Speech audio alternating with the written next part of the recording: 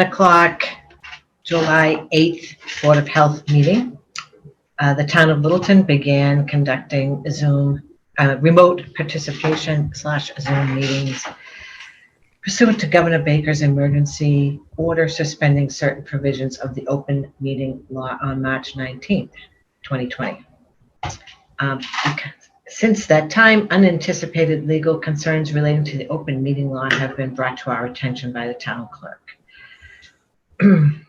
Those concerns were supported by the Attorney General's office and confirmed by town council. One concern is that the chat function always allows a parallel text conversation to a board's public meeting. Chat is essentially running commentary that is occurring, but it is not moderated or followed by the chair. All participants and listeners may not be aware of comments being made because some meeting participants join by phone and do not see these conversations. Another concern is conversations between residents within the chat room, which are not incorporated into the public record. In response to these concerns, the town will implement the following changes, which in no way prohibit any member of the public from participating in discussion and sharing information during a public meeting, and will ensure that all listeners and participants have equal access to this meeting. People that join the Zoom meeting are set so their microphones are muted. If you called in by phone, please use *6 to mute or unmute your phone so that the meeting can occur in an orderly fashion. We ask that people who join keep their microphones on mute so background noises do not interfere with the meeting. If you wish to participate in the meeting, please use the raise your hand function available on Zoom, or if you called in by phone, dial *9, which will activate the raise your hand function. The meeting host will notify the chairperson of the raised hands, and the chairperson will determine whether and when to allow public comment. When called upon, participants should unmute, then state their name and address. After speaking, we request the participants return their microphone back to unmute. I would look forward to the day I don't have to read that anymore. And we're all face to face. Anyway, let's get started. So the first thing on the agenda is to discuss PFAS and wells. And I see Nick is here, and we're going to just change it up a little bit. We will discuss the wells as if they pertain to the drought. And then we'll do the park and rec if Alicia shows up, and then we'll go back after that and to discuss wells and regulations and PFAS in more depth. So Nick, I'll hand it over to you, and then we can get some comments from others, and Jim Gorecki, and go ahead. Okay, great, thank you. Can you hear me? Yes. Yeah. Okay, I know we also have Ivan Pegasic, the chair of our board, on as well. So, Ivan, welcome, Ivan. I'm not sure if you want to start off. You want me to start off? No, I'll start off and then hand it to you. Just wanted to update the Board of Health a couple of weeks ago, and you're probably aware of this, but a couple of weeks ago, the water commissioners voted to institute a water ban in Littleton, and we wanted to discuss further private wells that fall under your purview, and talk about options going forward as far as working together. I think that the water commissioners, want to work more with the Board of Health, and I think that collectively we can do some good things. Possible ideas about bylaws, et cetera, and work to support each other going forward. So we are actually in the process of putting together a list of private well owners that we will share with you guys. I think that's going to be helpful going forward. Ultimately, though, tonight's meeting was to start the process and maybe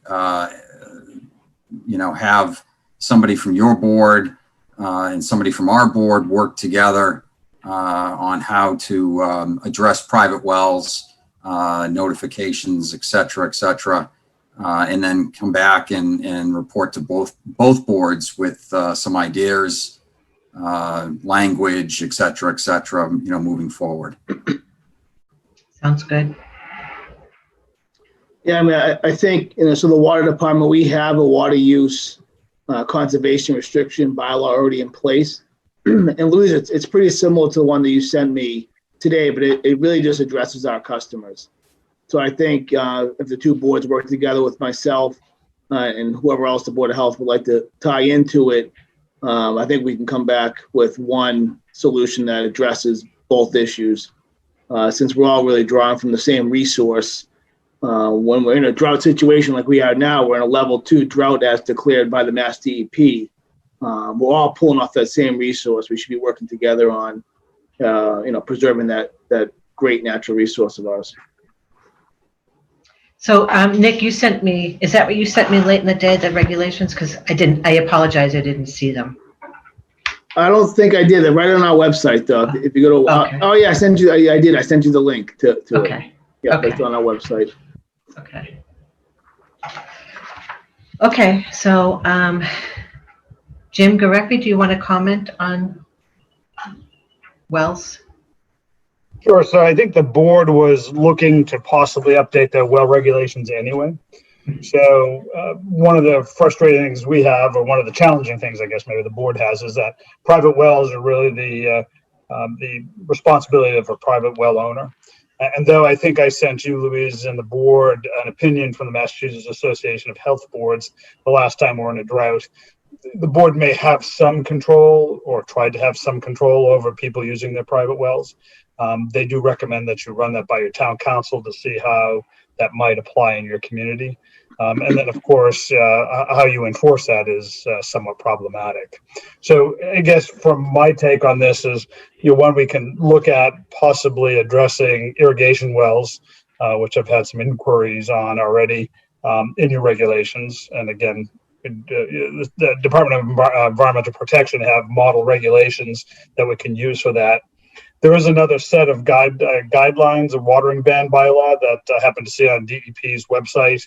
And that seems to, as opposed to dealing with just public water supply and wells, it seems to just ban the outdoor watering itself, and it was 2018. So there must have been, somebody came up with that set of bylaws. That may be an approach that would be more coordinated both for public water and for private wells. And then I think we do really need to address that irrigation well question, because there's no prohibition against them.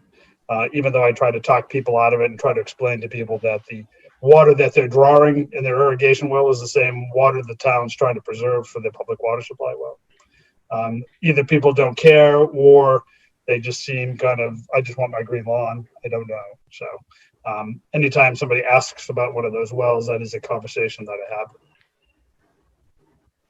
Is it possible that we don't allow irrigation wells, or is that not? There's nothing in the regulations at this point that prohibit that. Oh, so we could write it in.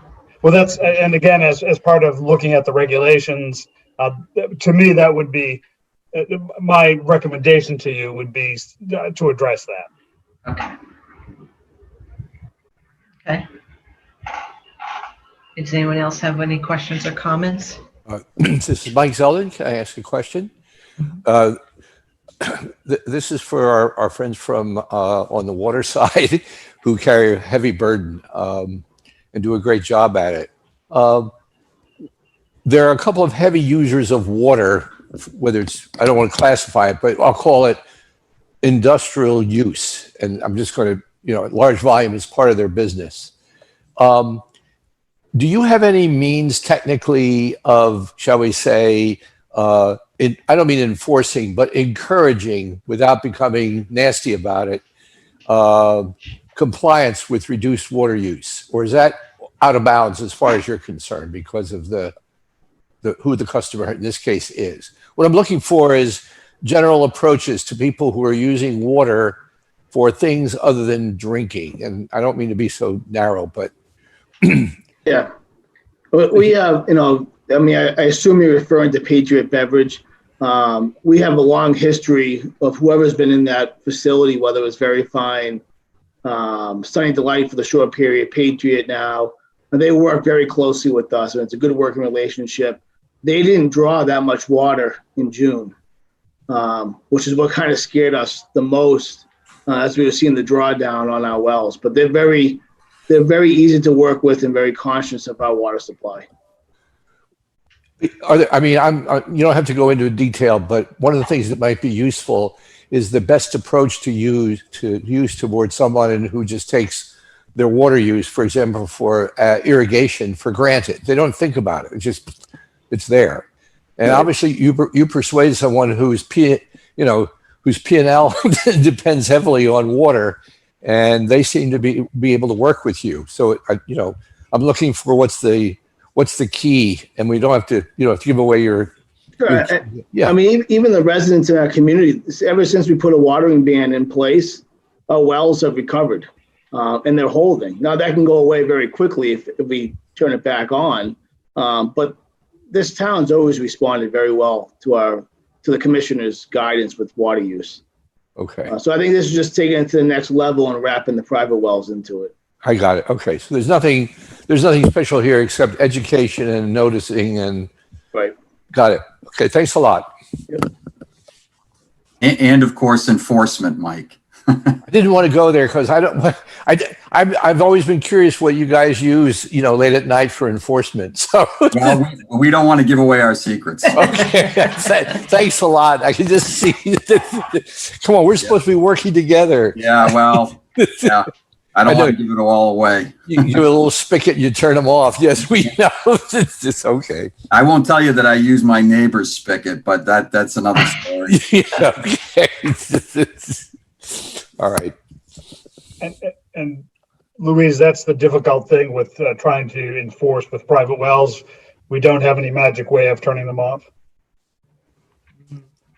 Once they have it, they have it. Right.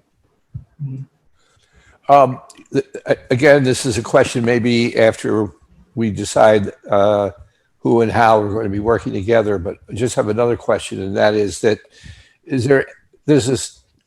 anything that, given the fact that they're drawing from the same aquifer that the town draws it from, is there any way that we could basically have a small fee applied based on the draw from the aquifer? In other words, justify it, say you're drawing from the town aquifer.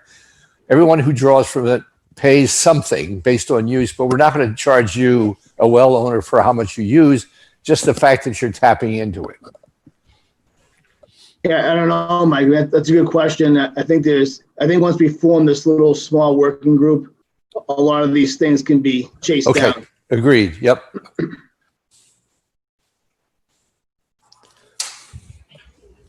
I mean, that could be something we add into the regulations, like a yearly fee or something. Yeah.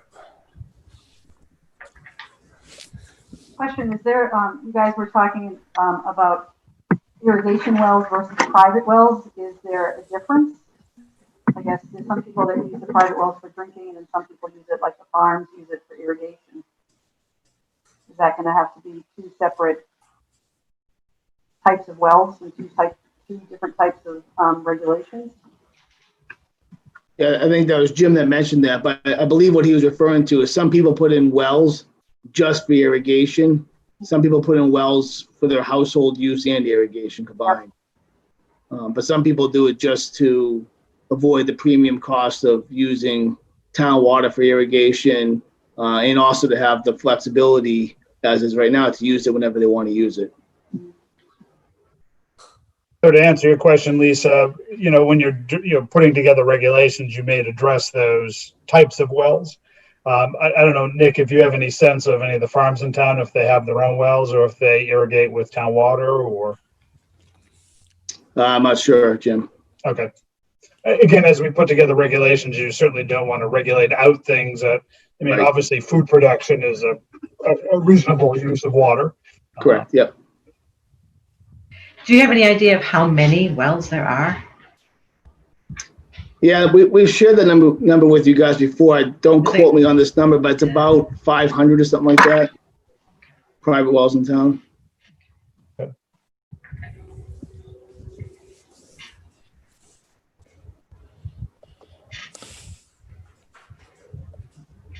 Okay. So I see that it's 7:15. Janet, is Alicia here? From Park and Rec? I do not see. Oh, Yes, I she see is. her. So, Nick and Ivan, is it okay if we come back to you? We'll circle around again after we talk with Alicia, okay? Sure. Because we have a lot more to talk to you about. Okay. Hi, Alicia. Hello. Hey, Ivan. It's been a long time. Hey, Alicia, make it quick. Oh. COVID guidelines, Ivan. I don't know about that. Mhm. Oh, boy. Open up the basketball courts, will you? Come on. That's one of our topics. Let's It go. is. My kid is screaming. Oh. Okay, Alicia, how's the lake going? The lake has been really amazing. We, at this point, with the introduction of phase 3, we really haven't changed much. It's one of those, it's not broke, so don't fix it. At this point in time, we had originally talked about it being Littleton residents only. We did notice that we were able to easily meet the capacity by doing that. So we offered the non-residents that were members in the past to come back and renew their membership. So we aren't taking any new non-resident members, but we've done that and been able to bring in some extra money and again, still stay at those capacity numbers. So everything's been going really well. People have been abiding, wearing the masks and, having their separate groups. So yeah, it's been awesome. Couldn't ask for anything better. Has Camp T started going over there? Well, I guess It this is their has. second week, yeah. Yeah. So How's that working? Great. And again, so Tim did a really great job. He has a bit of snow fence in between to sort of separate between the part of the beach that the camp uses versus what the public. So there's a separation. They kind of come over in 45-minute chunks. So they will take their time, swim. Again, the kids are really great about, if they're in smaller groups, they have their masks on.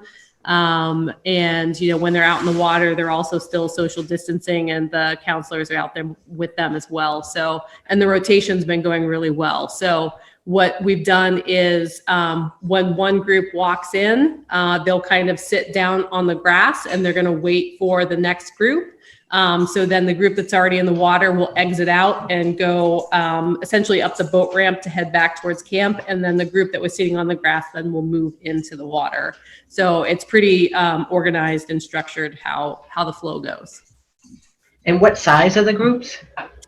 Pretty small. So we decided when we were going to do the camp groups that they would be the 12 maximum. So there's 2 instructors that are part of that number. So 10 kids total and 2 instructors or counselors. Okay, yeah. Yep. Because we were liking that 80 number.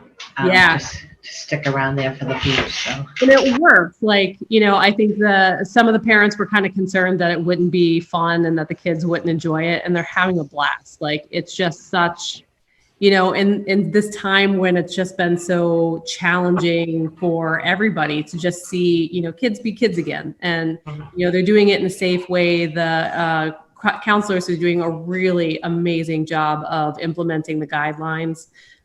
We have the nurse and the custodian, both new positions. They've been doing an amazing job. Again, like, just so proud of my staff. They've been amazing and done a great job. That's great. That's great. So you are not instituting any new protocols with stage 3? No, not with stage 3.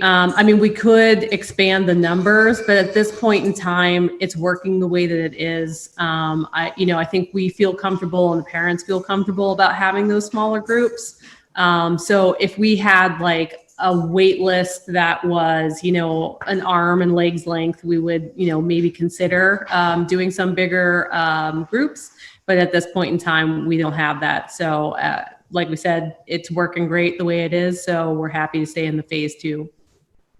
Okay. Jim, do you have any questions for Alicia? I don't. At some point, I probably take a stop down and see how the beach is doing, and stop down and see how camp is doing. But that's good to hear. Absolutely. Yeah. Anytime. Just let us know. Great. Oh, I have another question for you, Alicia. Yeah.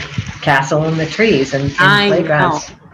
So this is an interesting one, and this is where we get into phase 3. So under phase 2, and then the Board of Health also approved for the playgrounds to open. So we brought it to the Park Commission, and they moved forward and they accepted that as well, with signage that I worked with Jim to create. If you guys haven't been down to 300 King, it's everywhere. So we have it, again, very well organized. We still have the bollards in place. I guess bollards is not the right word, barricades in place to limit the parking spot to every other space. And people have been really good in abiding by that. So yeah, at this point in time, I need to go down and actually do like a trash, see how we're doing on the litter. That's one thing I just haven't had time to get down there to do. But with phase 3, this brings into the challenge with the basketball courts, because the Park Commission had decided to keep the basketball courts closed. And the decision that they made from that was, viewing other communities that have those facilities, but just decided to go with the, we can't really do anything and just leave them open and let people police themselves. We're seeing that the amount of pickup games is just, it's kind of uncontrollable in those different communities. And it's something that today we had a Massachusetts Parks and Recreation Association meeting for the Northeast region. So it's essentially Littleton all the way over to Beverly down to, Peabody. So it's a big group of us.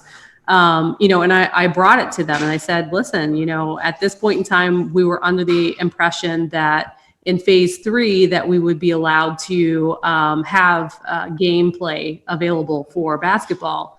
But I don't know if you guys have seen Executive Order 43. It kind of details all the information for youth and amateur sports activities. If you want, I can share the screen and show you guys the little bit of this document. Sure. Let's see. Let me find it real quick. Here we go. All right. Did that work? Do you guys see it? Yes. Okay. So introduction, you guys don't need to know that. So we get down into this section. So what they did, and we weren't, I guess privy to this information prior, was that they categorized sports into low risk, moderate risk, and high risk. And depending on which risk level the sport actually is, allows them to participate in a certain type of play. So as you can see on this one here, it talks about low risk can participate in level 1, 2, and 3 types of play. And the high risk can only participate in level 1. So that's, a quick explanation of that. So we get down into who's in what category. So low risk is considered sort of like individual sports. So they have batting cages, tennis, pickleball, swimming, disc golf, biking, surfing, yoga, etc. Moderate risk, we have baseball and softball. So one of the things we are actually going to move forward with is we have an adult softball league. So that will be starting up. We have John, again, has done a really fantastic job of creating a management plan, and that'll all be implemented. So we'll move forward with that. But then in high risk, we get into football, wrestling, soccer, rugby, basketball, lacrosse, ice hockey, competitive cheer. And so, the reason that they put these sports into the category is that they involve close and sustained contact between the participants, and that, lack of protective barrier. And the high probability that those respiratory particles can be transmitted through participants. So at this point in time, when we get down to the type of play, since they are on the high risk category, they're only able to do individual or socially distanced activities. So that's no contact workouts, aerobic conditioning, individual skill work, and drills. So we're still at the place with basketball where we were prior in phase 2, which is only skills and drills. So, at this point in time, I know we have a big group from the public that's wanting to have the courts opened. So I think this is something that the Board of Health, as well as the Park Commission, and possibly the Board of Selectmen, need to get involved in and to make a decision, because the reality with this document, the Executive Order 43, it allows each of the individual towns and cities to make their own decision on what they want to do moving forward. The feedback that I've been given from the recreation side has been, if we can keep it closed, that we should. But at the end of the day, I would say that I will defer to the Board of Selectmen, Park Commission, and Board of Selectmen. Okay. Jim, do you want to add to that? So, and I don't necessarily disagree with what Alicia says, except that the document she's showing is kind of for youth and adult organized sports. Mm-hmm. And there's another one of these lovely documents from the state on parks, open spaces. And it does, as she say, mention that, spaces owned by municipalities and groups really get to decide, what they want to do with them. So certainly I would use this as a guide from a public health standpoint. Though we think the document is cumbersome, we wish they had put a little matrix together so that you didn't have to go through and try to figure out which was which. Anyone who's watched any of those sports that are listed in the high risk would certainly agree that faces get a lot more closely together than they would in some of the other sports. And if that's the concern you have about people possibly passing or transmission, it certainly all makes sense. If you could, again, manage, so if there was a basketball entity in town that wanted to have a supervised activity and there were drills and somebody was managing it, I wouldn't see an issue with that. Yeah. But just to go down and have pickup games, that's, I can't really disagree with Alicia. And the Park Commission did say that they would be willing if, like Littleton Hoops decided that they wanted to have coaches go out and do skills and drills with the kids, that they would gladly grant them a permit to be able to go out and do that. With that, they have to do the guideline, like a management plan to show how their coaches are going to implement the guidelines with the kids. But other than that, they were open to being able to have groups like Littleton Hoops come in and do that. Okay. I think I agree with you also that it doesn't sound like it would be a safe thing to have the high risk sports starting up at this time. I mean, we've had 4 weeks of no new cases except for this week. We have one, and it would be great to keep that going. It's heartbreaking. We want people to get out there, and it's just, we do, we have to play that, I don't want to call it a game, but the reality of being responsible for what feels like an eternity, but is really a short period of time to ensure that, everybody's being safe. So, for us, it's a hard decision to make because, again, I know people are going stir crazy and they want to be outside, and, we see it with the kids in the camp, seeing the joy on their faces being at camp. I want everybody to experience that.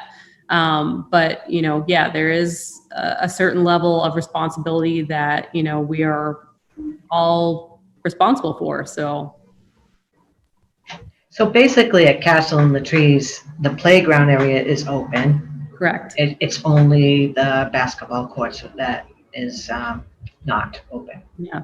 So we have 6-foot snow fencing around all of the basketball courts at this time. Okay. And then the playground at the lake, that is open? Yep. Okay. And the schools are by the schools? Yeah. Okay. Actually, Alicia, I drove by the beach today, and there's still the blue fence up around the playground at Long Lake. So Tim ended up leaving a little piece of it because he wanted, one of the things that we had talked about prior to COVID was kind of having a little bit of that separation space between the beach front and the playground. So that's more just to keep kids from running straight from the playground into the water. Everybody on one side has complete access to the playground. I just drove by it. I didn't climb on it. Yeah, do it next time. You need a break too. I'll meet you there, Lisa. Push me. Okay. Does anybody have any questions for Alicia? I think that's all we had. Should we make a motion for Castle in the Trees?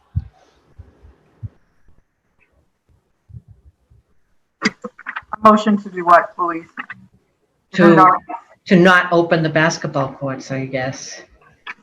I just think to follow the guidelines of the state, like what they're doing, I guess. Continue.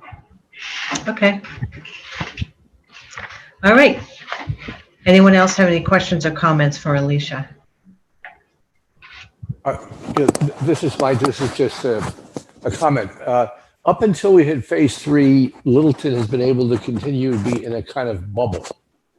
But with mobility, and you can tell from the traffic all around us, that people are starting under, I guess, the influence of phase 3 to start moving around, which means increased contact with among a much larger, shall we say, with a larger density. So I'd like to see how phase 3 evolves over time.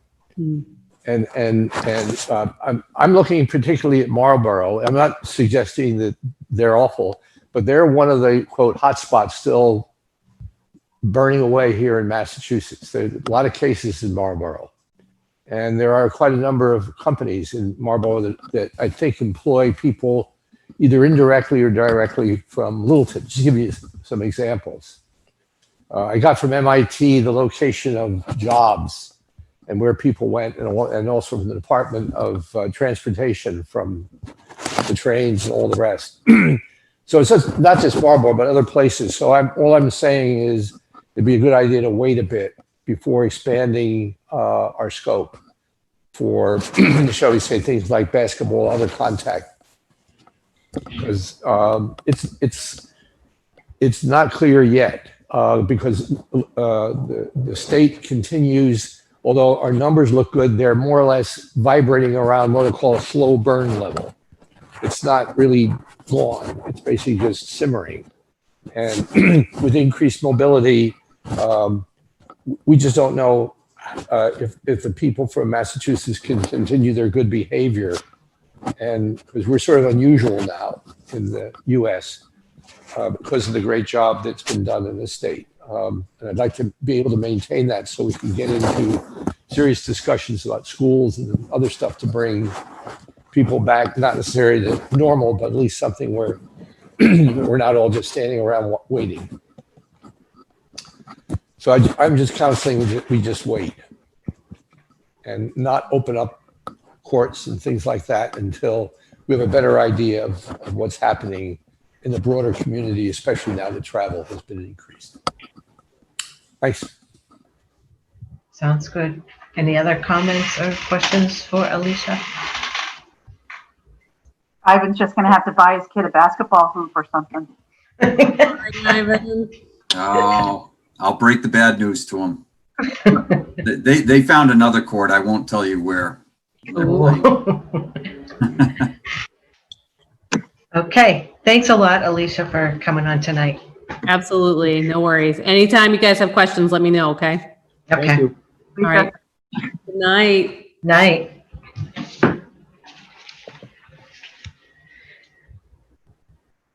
Okay. Back to the water guys. All right. So where would you like to start? Should we, For information purposes, I had sent you, Nick, the private well water user resource sheet that Jim had sent to me, which is pretty simple and easy to understand for people that about where the water comes from and why we need to conserve. I think you already sent that to us, Louise. I have that. Yes, and I think this. I'm not sure if this got posted on the website or not. I'm not sure. I apologize. And then Jim also sent the this model outdoor use bylaw ordinance. Is that what, Jim, would be a good place to start for our regulations? Well, so DEP has model Board of Health private well regulations. So that's a much thicker document. That document that I sent you would be something working collaboratively with the water department. Because I think the goal of that set model regs is to, as opposed to just water itself, I think that bylaw is for outdoor watering specifically.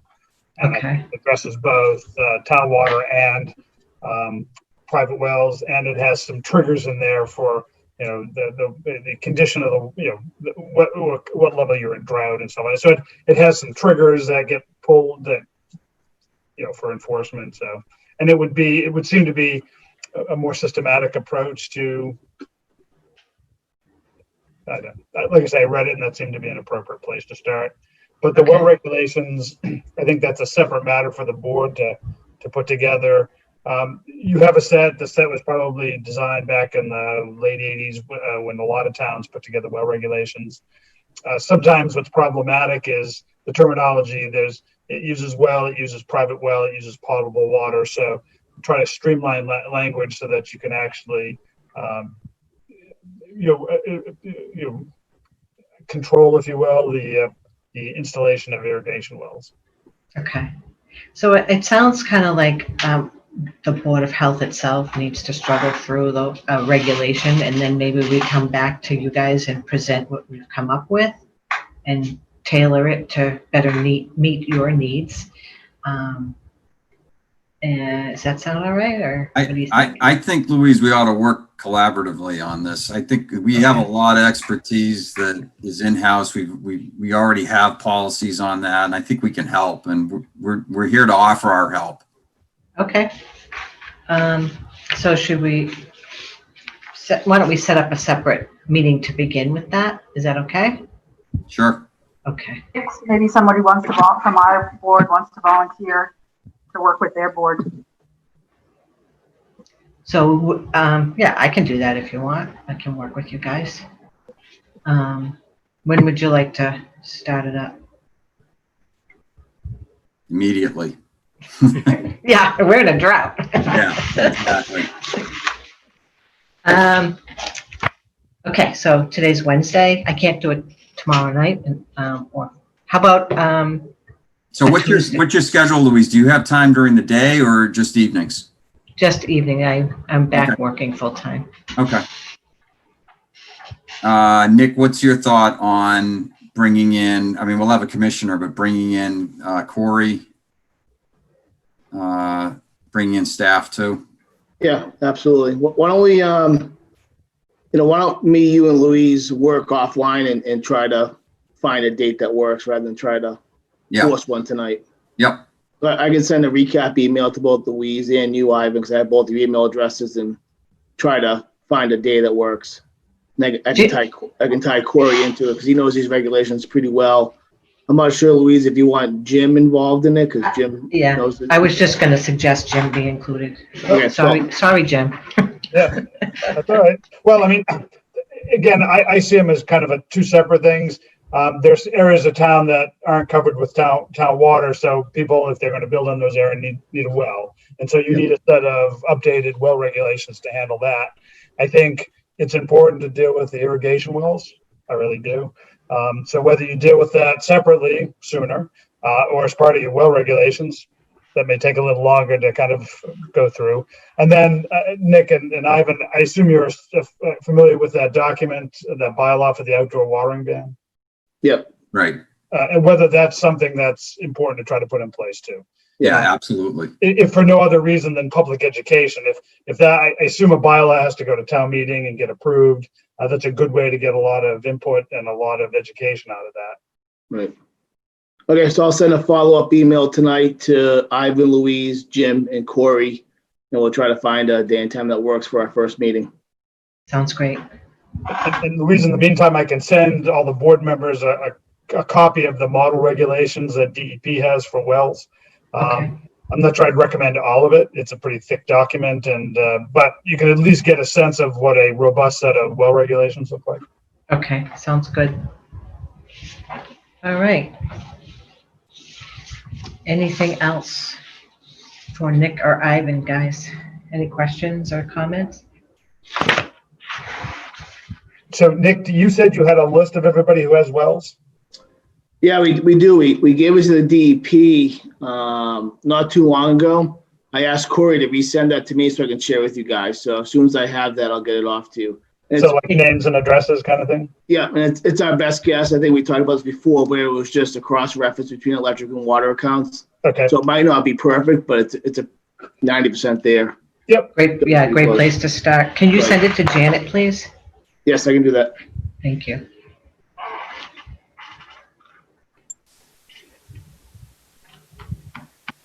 This is Mike. Just have a question. Do you automatically include in your approach to this that there's going to be a public face as you make progress in formulating the regulations? What I'm asking is making sure that I'm just asking that there may be a possible value in reaching out to primarily well owners and letting them know that this process is going on. That the two groups, the two keyboards in this activity of getting together to their benefit, frankly, and the town's benefit. And it's a question of timing. I just would like to make sure this process does not simply turn into not there's anything wrong with it, but to make sure that it's as transparent to the consuming sector of the well water, the folks who own the well, that this isn't going on by a bunch of people sitting behind a closed door and having meetings. It's a reach out. And the timing is strictly, what your instincts tell you. No, I think it's a good point, Mike. In order to get people to buy into conservation, they have to understand why they're doing it. So yeah, it's something the group will keep in mind for sure. Okay.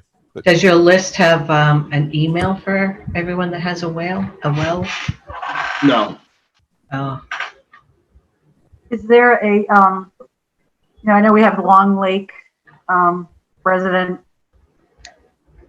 residential group. Would there be probably not, but a well?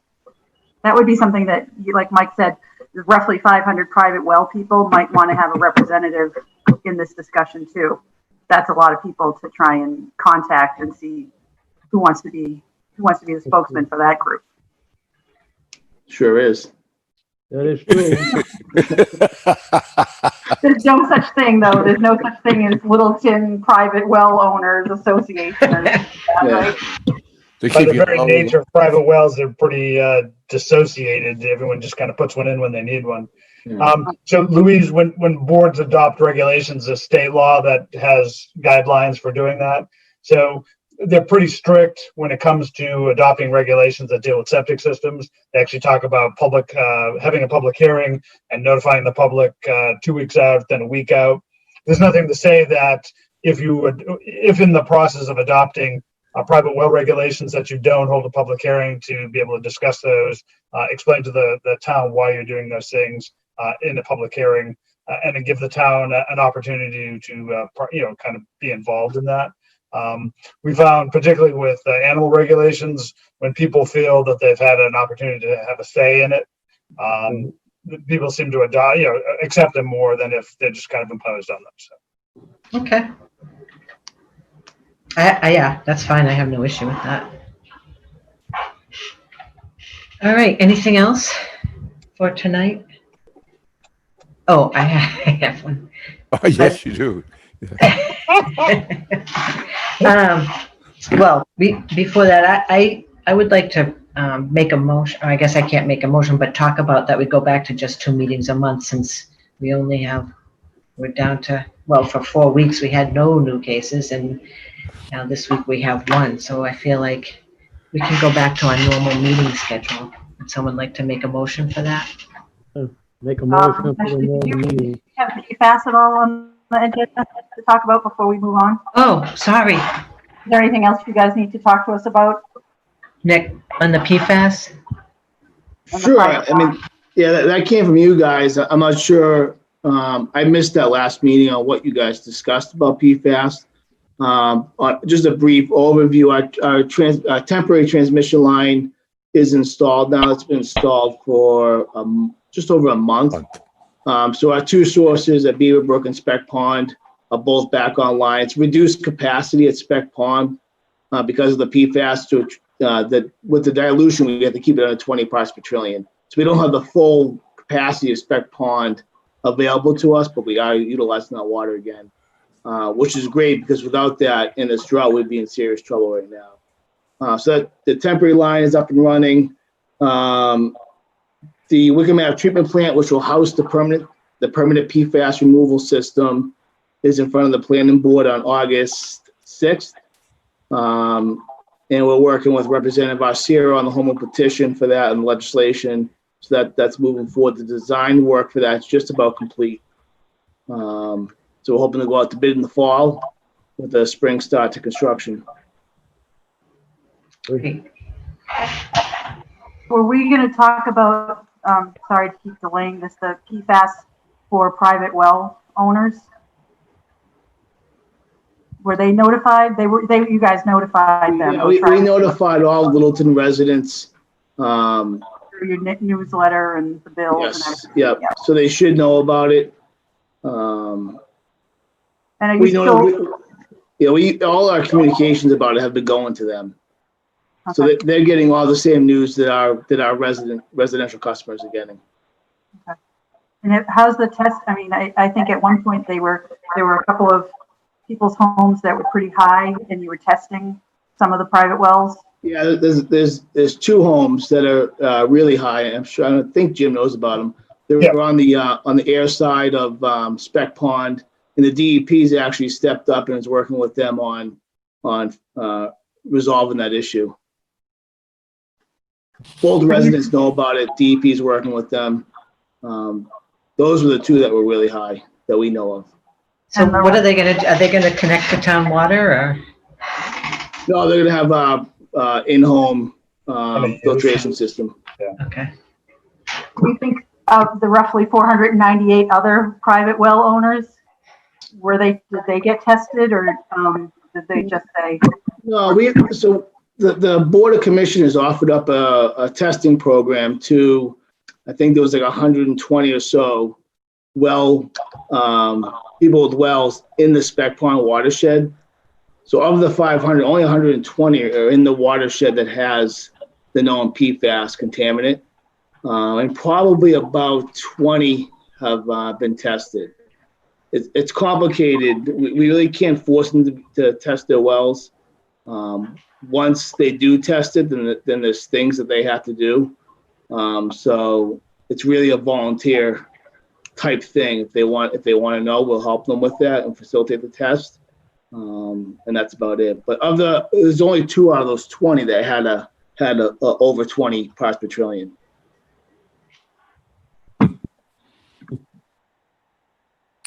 For their own safety. They should. Mike, do you have a question or a comment? Nope, this is going No- according to no- script. No strong suggestions, Mike? I'm sorry? Strongly suggest that they have their water tested?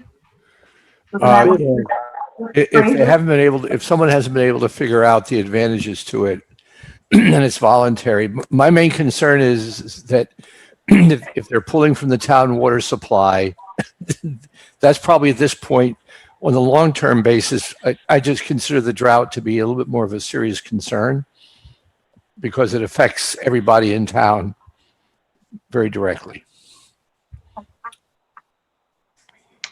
That's true. Okay. Affect everybody. All right, that's all. So, is that it for Nick and Ivan? I'm good. Okay. I was going to So- take his basketball story sadly home. All That's right. right. Exactly. Explain. So we'll wait to hear from you, Explain it. Explain it, Ivan, in your usual classic fashion. Right. Don't shoot the messenger. Blame the Board of Health. Yeah. That's all right. Well, everybody else does, so you may as well just join in. At least No, it's it's the state. Blame Oh, Governor. yeah. Governor Baker. Governor Baker. There you go. Oh, come on. All right, I give All you right. Governor Abbott. Anybody want to take him instead? No. No. Just checking. Just checking. All right, Okay. well, Louise, thanks for having us on tonight. It was good to update your board. Yeah, I appreciate it. All right, take care. Okay, thanks, guys. Thanks, guys. Okay, so now, once again, I would like to mention that, or suggest that we go back to 2 meetings a month rather than once a week. I don't think it's necessary anymore. Give us the date. And if we Give us do the date. have a spike in cases, we can always start back up. I'm sure Jim will be relieved to have 2 less meetings. Will someone want to make a motion? I make a motion. Can I just say, are we talking about the second and fourth, going back to the second and the fourth? Yeah, Wednesday at We can't do 7. them. Yeah, can Gonna we- be can we go- Wednesday. The meeting I'm was sorry, gonna be Janet, I Wednesday. didn't hear you because Gino's talking over you. that I was mean, me. Lisa, sorry. Gino, hold on 1 second. Okay, I was Lisa. asking Janet, can we definitely get a room on Wednesday? Or is that still up in the air? We have a room for the short term until they take over the 3rd floor with human resources, but that's an issue on Tuesdays also, so it doesn't make a difference which day it is. We'll have to find a new location anyway. Wednesday seems to be less crowded, so it's a better choice. Okay, Gino, what did you want to say? Well, I'd like to know the dates and also like the time. It's gonna be in the afternoon or evening? We're gonna have It's 2 going to meetings a be month. every 2nd and 4th Wednesday of the month at 7 o'clock. The only change is that it's Wednesdays. Okay. 7 o'clock, right? Yeah. Thank you. That's all I wanted to know, yeah. How long are we gonna be doing Zoom still? I Are we, don't know. is town hall open yet? So they're having an opening meeting tomorrow. So hopefully we'll find out some more information tomorrow. I did watch the select board's meeting today, and they had a live meeting back on Ooh. June 29th. I know. It's shocking. Were they 6 feet apart? Yeah, they were all spread out. The tables make a U shape. They were all spread out. And what about their audience? Could they be, There was no audience. The audience was on a call-in, maybe Zoom or, yeah. Yeah, I don't know. I think they maybe do live broadcasts so people can see it at home and then call in kind of thing. Yeah, something like that. The public is still not allowed in town hall. Okay, all right. so, let's get back Just to- out of curiosity, if, for example, that I don't want to attend a live meeting with you guys in the room, okay, would it be okay with you if I continue to Zoom with you? yeah, if that's how you feel safer, it's okay with me. Well, I'm also thinking about you guys, because if I start traveling, blah, blah, blah, I don't want to start being, your source. I appreciate Start that. traveling, you have to quarantine. So, Only in certain states. Oh, no, there's only certain places. My favorite places are all sort of burning at the moment, but that's, who knows? Okay, that's fine with me. I'll make a motion to go back to the 2nd and 4th, but on Wednesdays at 7 o'clock. A second. Second, okay, so we will take a vote. Mike, Mike Zeldin, yes? Lisa, Flanagan, yes? Gino Fratelloni, Gino Ferraroni, yes. and Louise Nichols, yes. Okay. And then the other thing is for now we're at member comments. I would like to nominate Lisa for chair for I'll second that. the next year. So we'll take a roll call vote. Mike, Yes. Gino, Yes. and Louise Nichols, yes. Congratulations, Lisa. Did a great job during the pandemic, Louise. I couldn't have done it. All yours now, baby. And bylaw change and we're still in a pandemic, so. Yeah. Great time to be a board health member. Yeah, right. You learn a lot. Or a health agent too. Well, Yeah. So now I nominate Louise to be vice chair. I'll second. Okay. So we'll take a roll call vote. Gino, Say the question again. I'm sorry, I was distracted. Mike nominated me to be vice chair. No, I think it's not, no, I think tell Mike that I don't think I agree. So you were a vice chair and you were a chairman. Now that Lisa was a vice chairman, now she become chairman. The question is, you're neglecting Kevin, okay? So if anybody has to be a vice chairman, it should be Kevin. No, it doesn't have to be. Excuse me, Gina.